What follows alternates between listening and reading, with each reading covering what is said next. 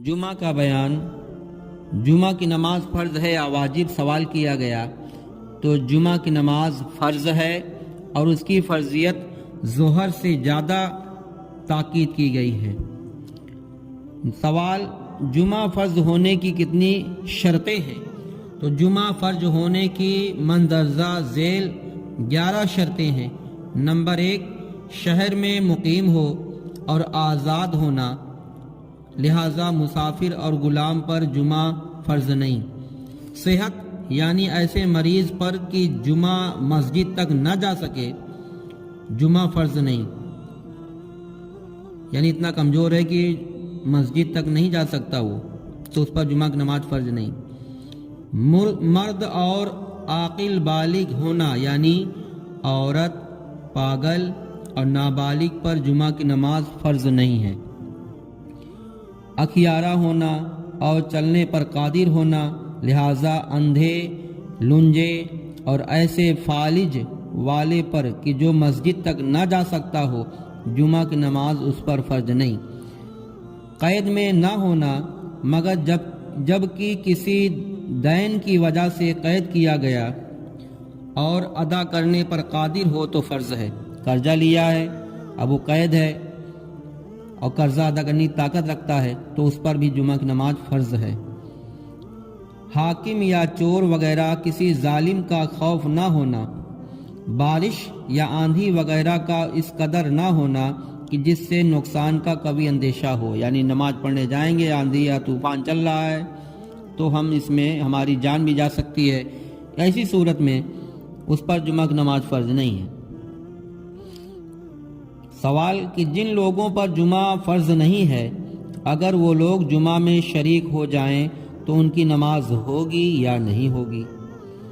जवाब, जुमा की नमाज हो जाने के लिए जुमा की नमाज ऐसे लोगों पर जिन पर फ़र्ज़ नहीं है, अगर वो शामिल हो जाएं तो ज़ोहर की नमाज उनके ज़िम्मे से साक़ित हो जाएगी। जुमा जायज़ होने की कितनी शर्तें हैं? तो जुमा जायज़ होने की पहली शर्त क्या है? जुमा जायज़ होने की 6 शर्तें हैं और उनमें से एक भी नहीं पाई गई तो जुमा जायज़ नहीं होगा। नंबर 1, जुमा जायज़ होने की पहली शर्त यह है कि जुमा जायज़ होने की पहली शर्त मिस्र या फ़नाए मिस्र होना। अब मिस्र और फ़नाए मिस्र किसे कहते हैं?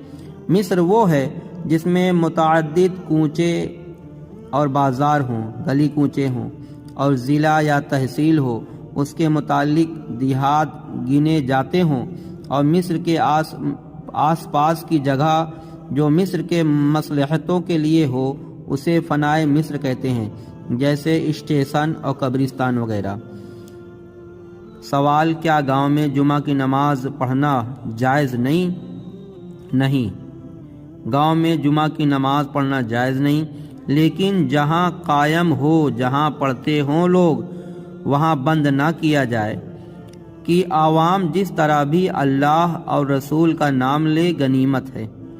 सवाल, गांव में जुमा की नमाज पढ़ने से उस दिन की ज़ोहर नमाज साक़ित हो जाती है नहीं? तो जवाब, नहीं। ज़ोहर फ़र्ज़ है, जहाँ जुमा फ़र्ज़ नहीं तो वहाँ ज़ोहर फ़र्ज़ है, तो वहाँ ज़ोहर पढ़ना फ़र्ज़ रहेगा। नहीं, अगर गांव में जुमा की नमाज पढ़ने से उस दिन की ज़ोहर नमाज साक़ित नहीं होगी। कुछ लोगों गांव में जुमा पढ़ने के बाद 4 रकात एहतियातुल ज़ोहर पढ़ते हैं, क्या ये सही है? नहीं, बल्कि गांव में उसके बजाय 4 रकात नमाज ज़ोहर पढ़ना ज़रूरी है। अगर नहीं पढ़ेगा तो गुनहगार होगा, क्योंकि जो फ़र्ज़ है उसको छोड़ दिया, जो फ़र्ज़ नहीं उसको पकड़ा है।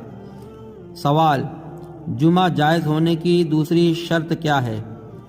दूसरी शर्त यह कि बादशाह या उसका नायब जुमा कायम करे, और अगर इस्लामी हुकूमत न हो तो सबसे बड़ा सुन्नी सहीहुल अक़ीदा आलिम कायम करे कि बगैर उसकी इजाज़त के जुमा नहीं कायम हो सकता, और अगर ये भी ना हो तो आम लोग जिसको इमाम बनाए वो कायम कर सकता है। जुमा जायज़ होने की तीसरी शर्त यह है کہ ظہر کے وقت کا ہونا، لہذا وقت سے پہلے یا بعد میں پڑھی نہ ہوئی، یا درمیانی نماز میں عصر کا وقت آ گیا، جمعہ باطل ہو گیا، یعنی جمعہ کی نماز نہیں ادا ہوگی۔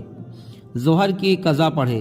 اور چوتھی شرط یہ ہے کہ ظہر کے وقت میں نماز سے پہلے خطبہ ہو جائے۔ جمعہ کے خطبہ میں کتنی باتیں سنت ہیں؟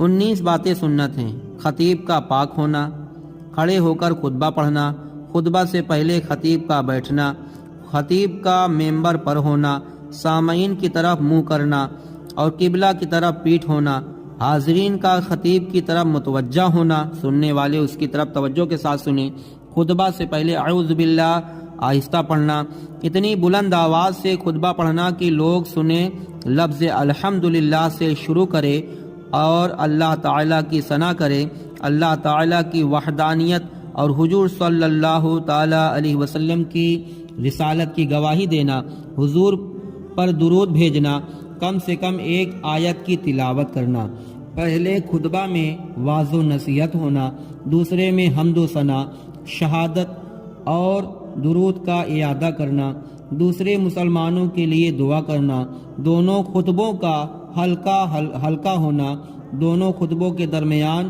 3 آیت کی مقدار بیٹھنا۔